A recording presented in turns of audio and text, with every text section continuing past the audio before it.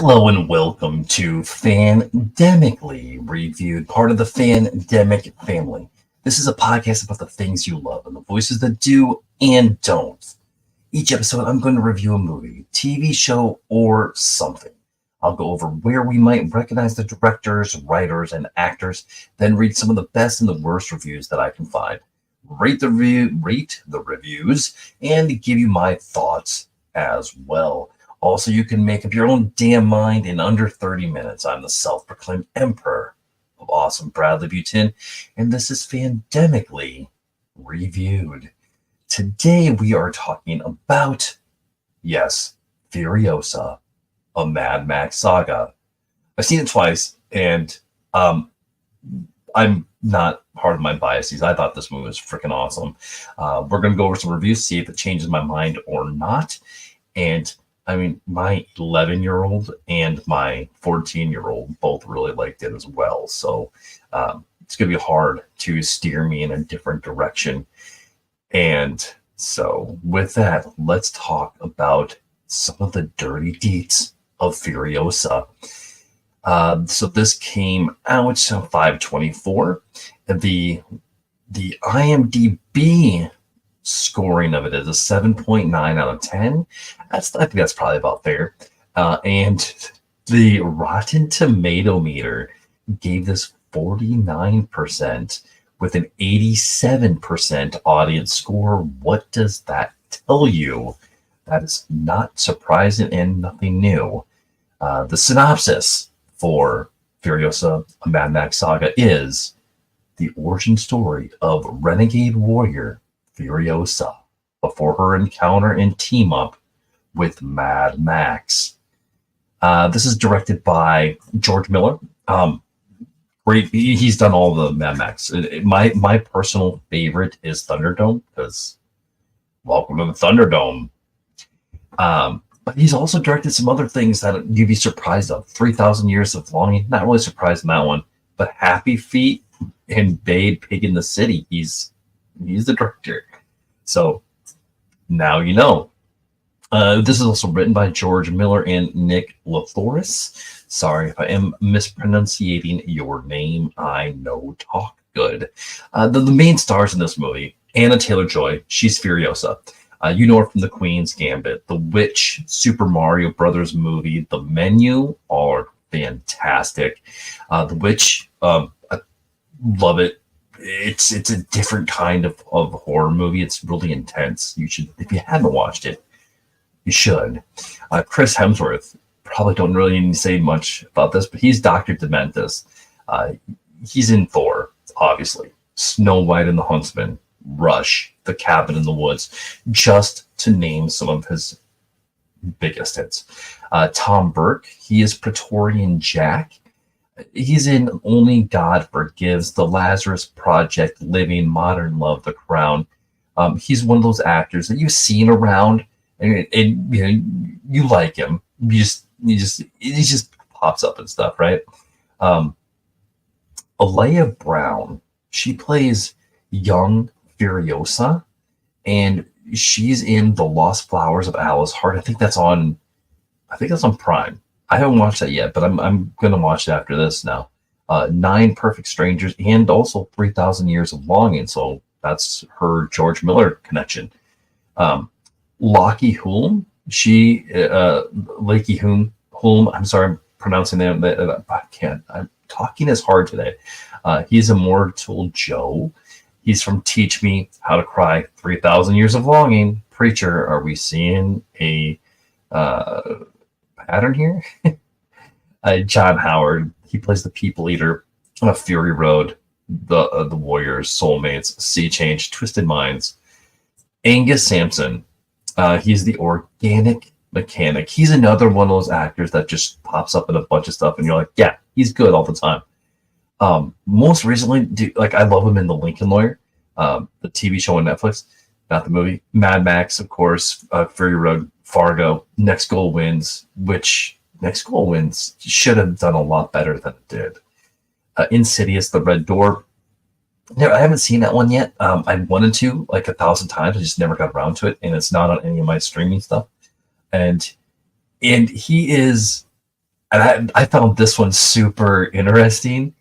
Angus Sampson is the voice of Goro in Mortal Kombat 21.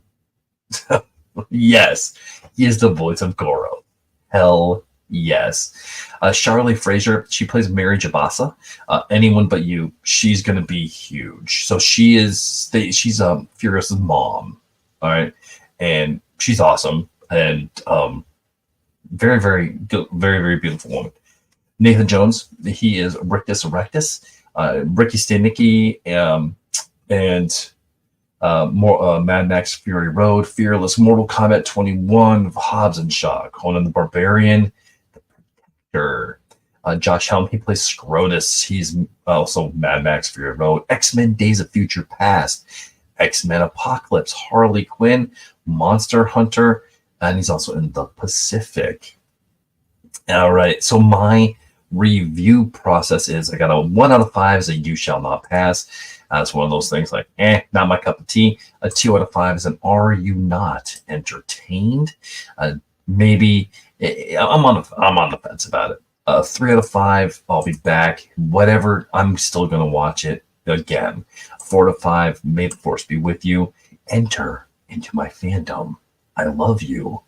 And a 5 out of 5 is gonna be a no. I am your father. Life-changing. Something in there is just life-changing. All right. I base the reviews I choose solely on title alone, and I've not read through them. Please forgive me if I mispronunciate words I normally don't talk good. Will do my best to see them, to read them as I see it. Punctuation, good, bad, and all. We're going to start with...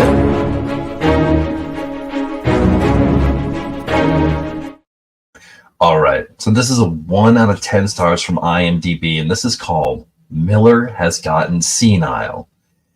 Insane. This is long too. Insane how good the reviews are for this. Too much CGI and green screen makes it feel like cheap Marvel film. Too many mission scenes that become like a video game experience. One after another, these generic villains get blown away and you stop caring after the 800th one. I liked it. It is also really gross, which is an unwelcome change from FR Maggot's amputation and body horror that feels like a bait and switch from what we were promised. What were we promised? I must have missed that. That brings us to the worst component and why the film fails. Comparable to why the fourth Matrix failed. The casting. Anya just can't carry a film like this no matter how much gritty makeup they cover her in. Anytime she talks all tough, you want to just cringe. I didn't. They knew this, so gave her as few lines as possible and just made her look cool. But you can't hang a film on an actor with such little charisma. And what on earth is Chris Hemsworth doing in this movie? He is badly miscast, and half the time you wonder how he's supposed to be the villain when he's so lighthearted and likable. This kills the core of the revenge story. You should be hating him more than she does. The guy she teams up with should have been the villain. He looks and acts ice cold, and Hemsworth should have taken his role. I don't think they've seen Fury Road. The movie tried to cover up the flaws with cool-looking shots, and at times I felt this is so trashy that they must be doing it as a gag. But no, it's dead serious.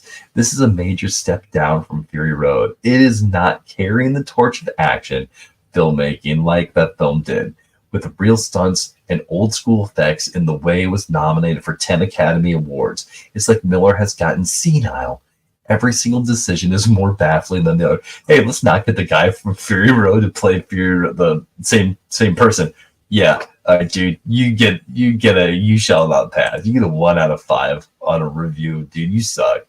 But I do have some agreement. But I think you're missing the point. The point is that there's more gray than black or white.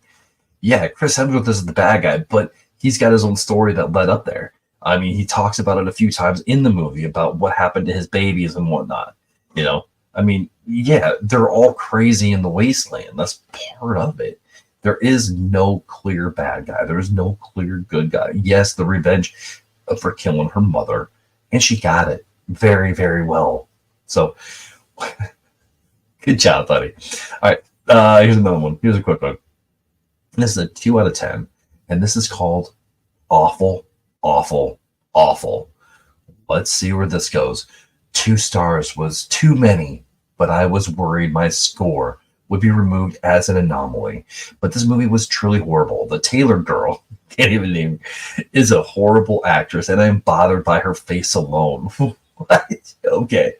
Isn't it getting old that the people in charge of making bad movies and in control of the media constantly force a look down our throats?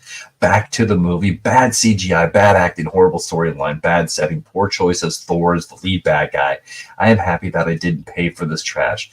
Do not go see it. Also, the score of 8 is obviously the movie producer hiring a computer marketing company to overscore the film because this movie was really bad. Wow. Dude, you need to lay out the haterade, man. I don't know. You're getting a 1, dude. Why was this bad? You don't like to look at Anna Taylor-Joy's face, so you got a problem with her? I mean, if you watch The Queen's Gambit, I mean, she is phenomenal in that. The Witch, I mean, again, phenomenal. Did you like Super Mario Brothers? I mean, man, dude, you need to take a chill pill. It's entertainment. You don't have to be entertained, but it is entertainment. So whatever. All right. I think that's enough of those.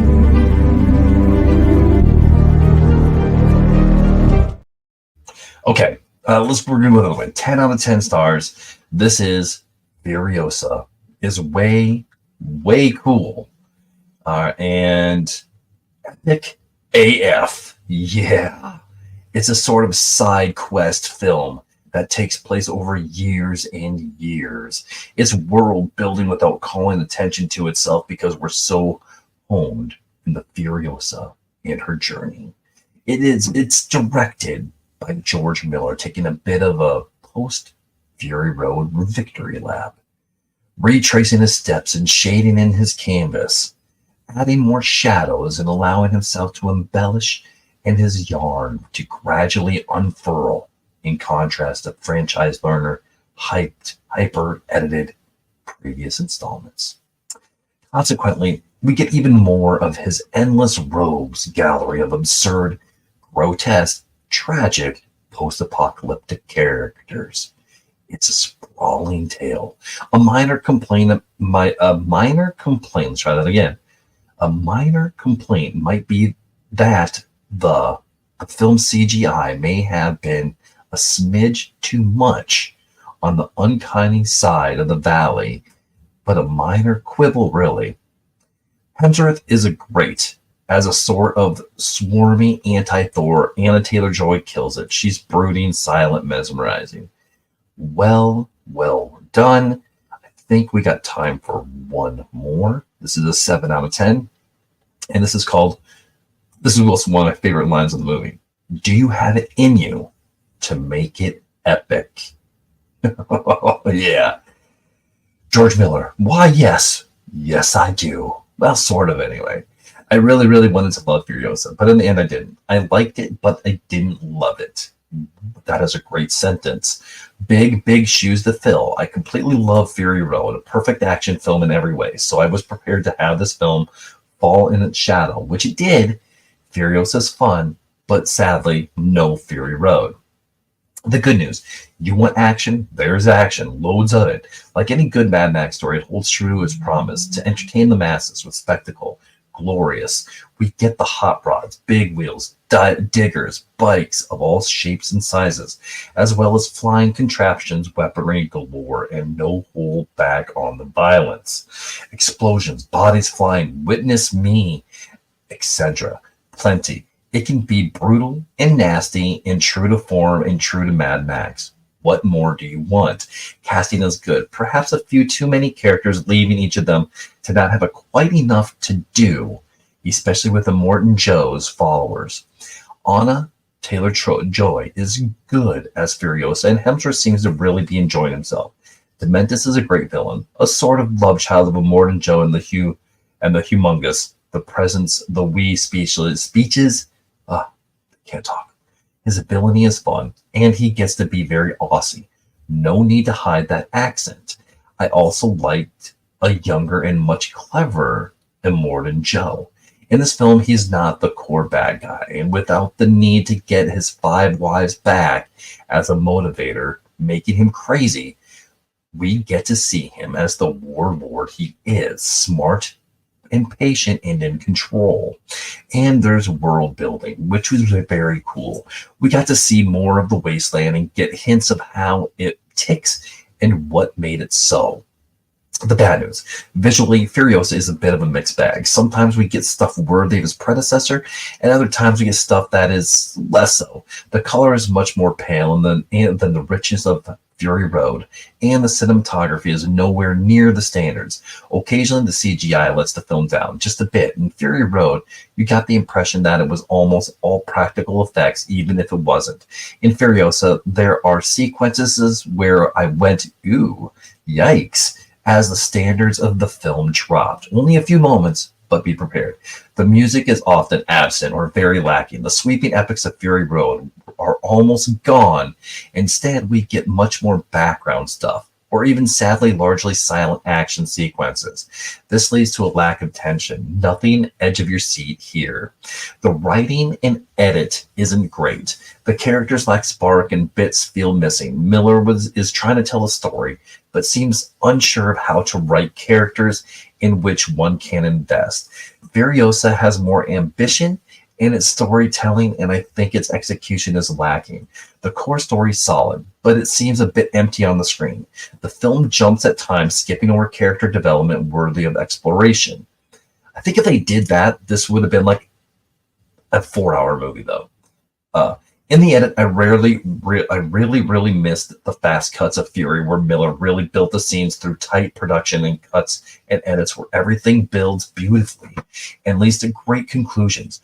Miller did the scene after scene in Fury Road, whereas in Furiosa, it's really lacking. Means there's not much tension, not as many that was close, nor that was amazing moments. Overall, I did like it. Furiosa is a good Mad Max film, but it's no Fury Road.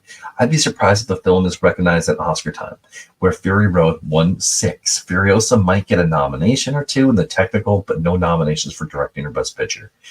By my deeds, I honor him. By my wallet, I honor George Miller. Witness Furiosa. It's worth your time and money, but not more than that. And that was a 7. So, me personally, this is a great review, so you're going to get a May the Force be with you for sure. Nothing really changed my mind on it. I see your points and about the movie, the quick edits. Fury Road was a better movie. This is really good. Anna Taylor-Joy did fantastic. And again, do you have it in you to make it epic? Man, my rating on the movie itself is going to be a May the Force be with you. I love Mad Max movies. I've watched them several times. So, best actor in the movie, hands down, Aliyah Brown, the young Furiosa. Man, I'd never heard of her before, and she just killed it. Between her and Kaylee Fleming from If, man, these young kids are just rocking it. The worst actor in this, I have to give this to Chris Hemsworth, but bad in a good way, because like he did overact, but it was just so fun to watch. I really loved his villain. I really loved Dr. Dementis. It was just kind of fun.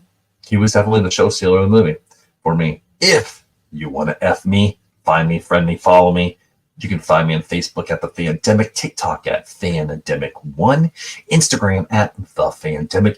If you feel there's more of a conversation, feel free to reach out and let's talk.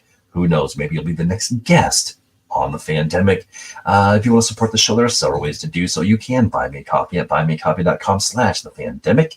Go to Patreon at patreon.com/PBOTN Fandemic. PayPal or Venmo at Bradley Butin. I'm not going to say no. But most importantly, just share the show with someone you want to make a little more awesome. Don't forget to leave a 5-star review. If you like this, check out All Things Fandemic and hear all the fun conversations with myself, Brian, and whoever else wants to talk. You can also order my kids' books, Leveling Up My Awesome and Stuff They Don't Like Force versus The Dream Invaders, on Amazon, or contact me for autographed copies. I've got a couple more books in the pipeline. I have one last thing to say. Fury Road. And Furiosa, a Mad Max Saga, just got Fandemic